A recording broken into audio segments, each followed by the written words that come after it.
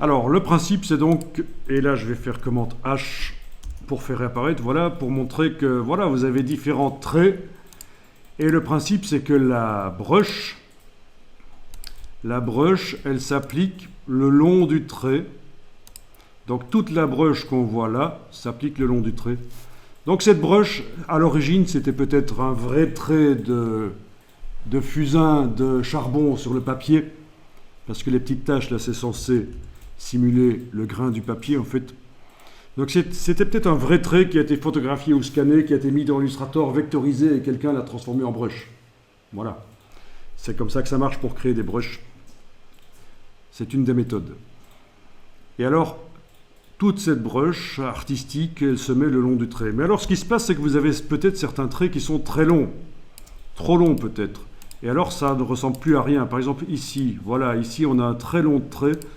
Donc la brush s'étend le long du trait et ça ressemble à des effilages comme ça, c'est peut-être pas génial. Donc il est possible de scinder le trait. On le sélectionne et avec l'outil qui se cache derrière la gomme dans la palette des outils, la paire de ciseaux, si vous gardez le bouton la souris enfoncé sur l'outil gomme, vous allez sur la paire de ciseaux, vous allez pouvoir couper les tracés en cliquant sur eux et voilà. Donc là j'avais à l'origine un long trait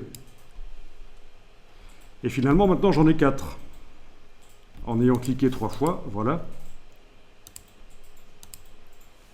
Donc ça peut être sympa. Même chose ici, paire de ciseaux.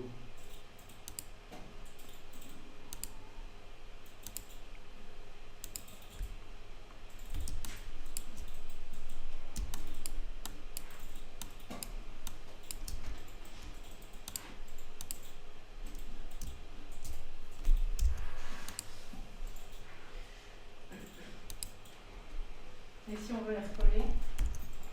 Alors, si on veut les recoller, ah ben ça, on ne m'avait pas posé la question avant.